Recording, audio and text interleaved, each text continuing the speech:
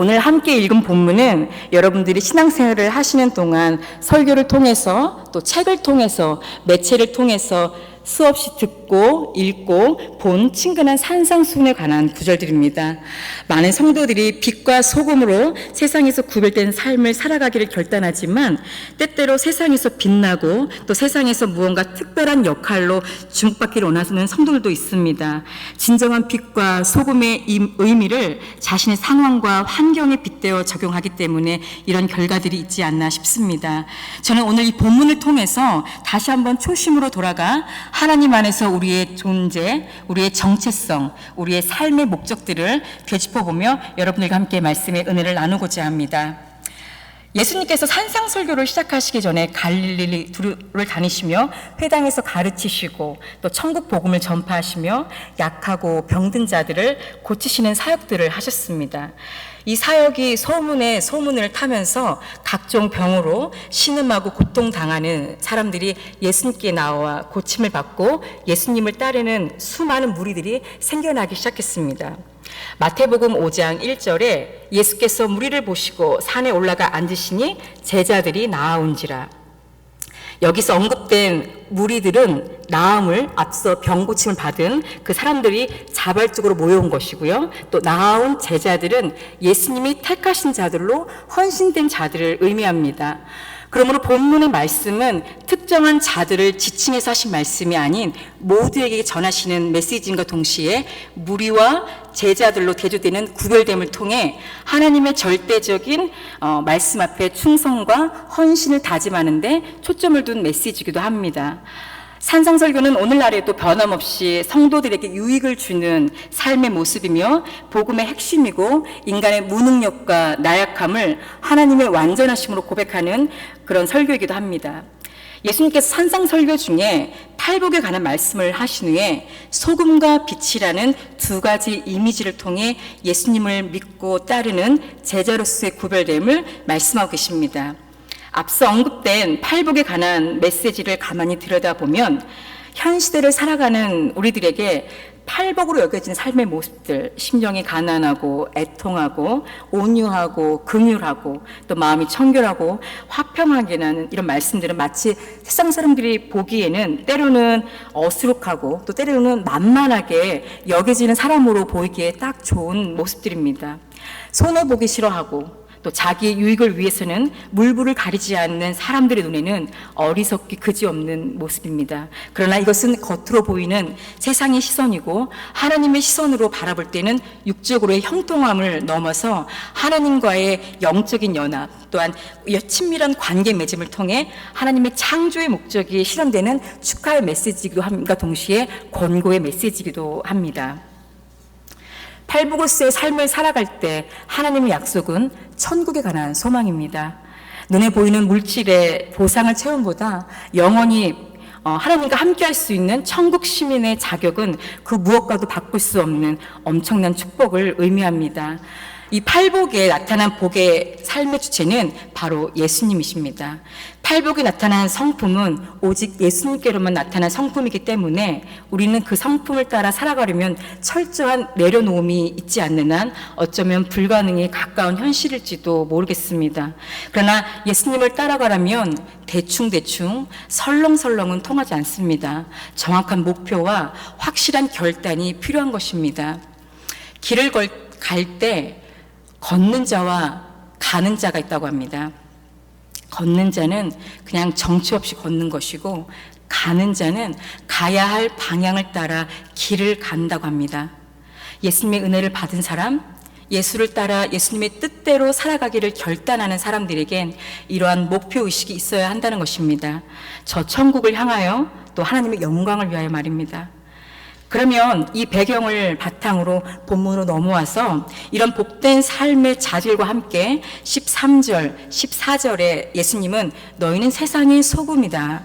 너희는 세상의 빛이다. 라고 말씀하시며 소금과 빛의 이미지를 무리들에게 인지시켜 주십니다.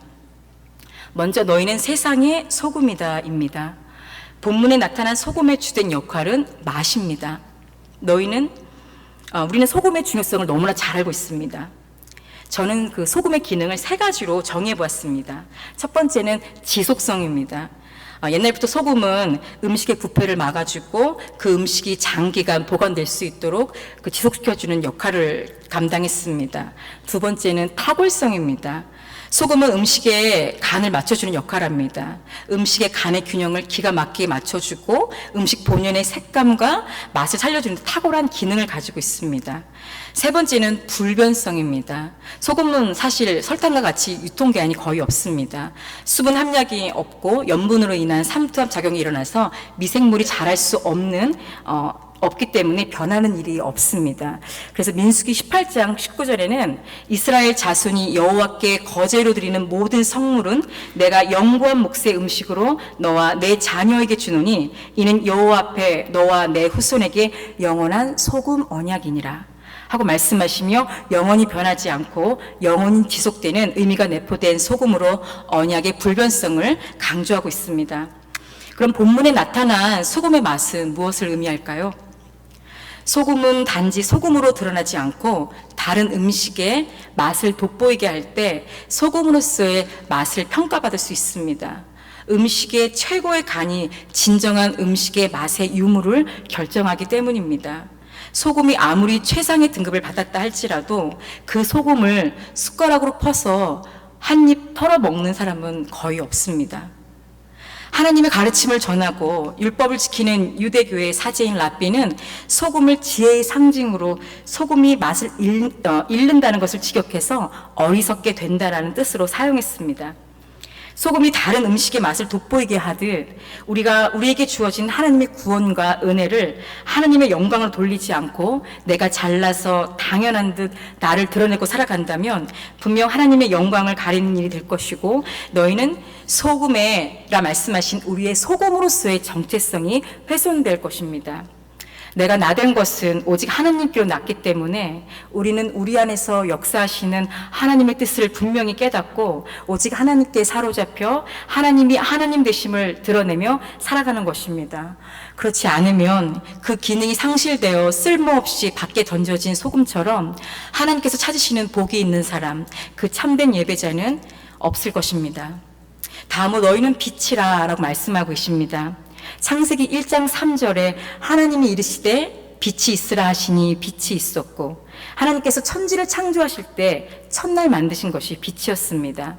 어둠으로 인하여 혼돈하여 질서가 없는 세상에 환한 빛으로 질서를 주셨습니다. 또한 빛은 새 생명을 주시려 이 땅에 오신 예수님을 뜻합니다. 요한복음 12장 46절에 나는 빛으로 세상에 왔나니 무릇 나를 믿는 자로 어두움에 거하지 않게 하려 함이라. 죄로 인해 어두운 세상에 빛으로 오셔서 어두운 세상을 밝혀주시고 또 우리의 어두운 마음에 들어오셔서 우리의 마음을 비추사 참된 구원의 역사를 이루신 놀라운 비밀이 바로 이 빛입니다. 그런데 예수님께서 우리에게 하신 말씀이 너희는 빛이라고 말씀하십니다. 우리가 빛이 될 수 있을까요? 빛이 예수님을 뜻하는데 우리가 빛이 될 수 있을까요?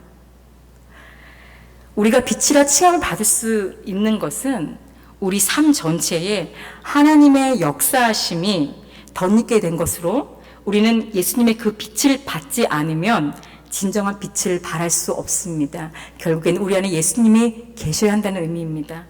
소금은 소금으로 맛을 알 수 있지만 빛은 만질 수도 또 볼 수도 없습니다. 맛볼 수도 없습니다. 그러나 빛이 우리를 통해 빛으로 드러날 수 있는 것은 전적인 하나님의 은혜입니다. 우리는 플래시라이트와 같습니다. 플래시라이트에 전구가 없으면 플래시라이트는 빛을 발할 수가 없습니다. 제 아무리 외관상으로 견고하고 멋지게 만들어졌다 하더라도 어둠을 밝힐 수가 없고 더 이상 플래시라이트가 아닌 것입니다. 그리스도인도 마찬가지입니다. 한번 상상해 보시기 바랍니다. 하나님의 형상대로 보시기에 심히 좋았더라 하시면서 만든 인간에게 생기를 불어넣지 않으셨더라면 어떻게 되었을까요? 단지 흙덩어리에 불과했을 것입니다. 하나님이 우리에게 하나님의 형상대로 창조하시고 생육하고 번성하여 충만하여 모든 움직이는 것을 다스리게 하는 권한을 오직 인간에게 허락하심으로 최고의 아낌없는 은혜를 베풀어 주셨습니다. 예수님께서 너희는 빛이라 말씀하신 것은 우리 안에 말씀이신 하나님, 즉 진리를 품으라는 말과 동일합니다. 플래시라이트에 전구가 들어있어야 불빛을 비추듯 우리가 빛이 될 수 있는 것은 말씀의 빛으로 세상에 하나님을 온전하게 알게 하는 데 있습니다.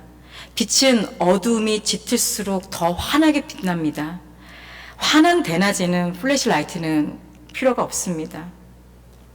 이 세상이 죄악으로 물들지 않았더라면 세상 앞에서 진리를 선포하며 진리대로 살아가기를 소망하는 그리스도인도 어쩌면 필요 없을지도 모릅니다. 이미 하나님의 통치 아래 우리는 죄가 존재하지 않는 하나님의 지상 낙원에서 찬양하고 기뻐하며 최고의 행복의 순간들을 누리고 있었기 때문입니다. 이처럼 우리가 빛이 되어 빛으로 살아간다는 것은 이 세상의 모든 사람들, 즉 우리가 알게 되고 만나게 되고 만나야 할, 우리는 알지 못하지만 우리를 유심히 지켜보고 있는 사람들에게 예수님이 말씀하신 팔복과도 같은 구별되고 거룩한 삶으로 세상 앞에 하나님의 영광을 드러내는 것을 의미합니다. 하나님이 곧 빛이시기 때문입니다. 이처럼 15절, 사람이 등불을 켜서 말 아래에 두지 않고 등경 위에 두는 것은 좀 더 많은 곳에 빛을 비추기 위한 지혜입니다. 다시 말하면 온 세상에 빛이신 하나님을 널리 알리는 일에 우리가 빛으로서 합당한 존재 여부가 있는 것입니다. 또한 14절, 작은 불빛된 우리가 하나하나 모여 연합하면 산 위에 있는 동네가 숨겨지지 못할 만큼 큰 빛을 발하게 되듯 너희라는 복수의 인칭 대명사는 개인을 넘어 믿음의 공동체가 세상에 주는 선한 영향력에 큰 파급 효과가 있음을 명시하고 있습니다. 그럼 너희는 세상의 빛과 소금이라 하신 말씀을 토대로 예수님의 제자가 된다는 것은 어떻게 정의할 수 있을까요? 그것은 바로 진리를 따라 살아간다는 것입니다.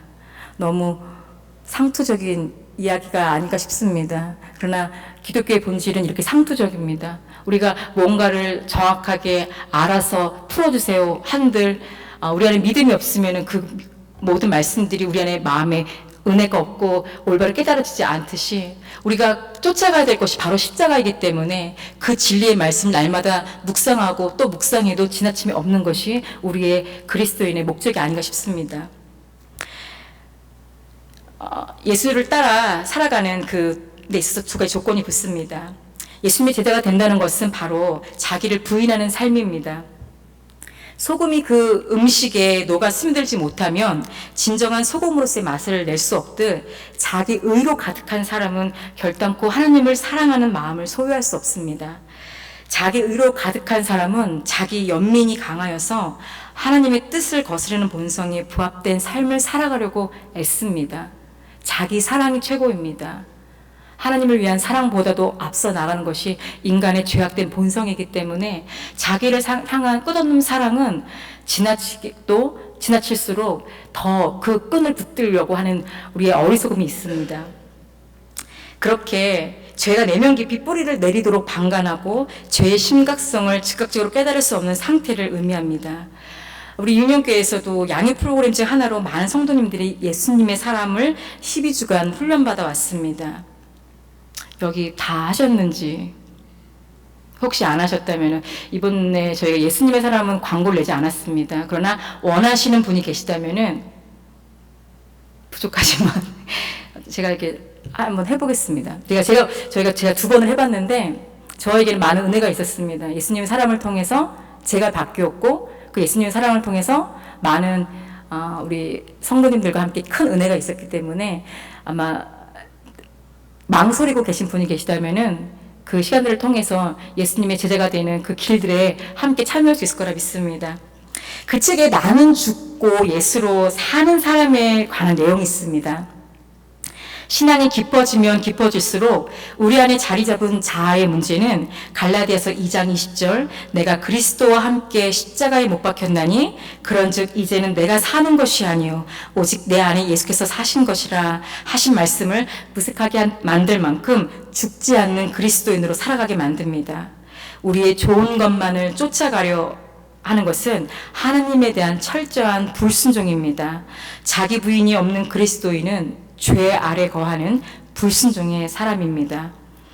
두 번째, 예수님의 제자가 된다는 것은 자기 십자가를 지는 것입니다. 십자가는 반드시 죽음을 통과해야 합니다. 어릴 적 전기가 종종 나가던 적이 있었습니다. 그럴 때를 대비해서 부모님께서는 금방 찾을 수 있는 곳에 양초를 올려두곤 하셨습니다. 그 양초를 찾아 심지에 불을 붙이면은 캄캄한 어둠 가운데 부모님의 얼굴이 보이기 시작하고 어린 마음에 안도하게 됩니다.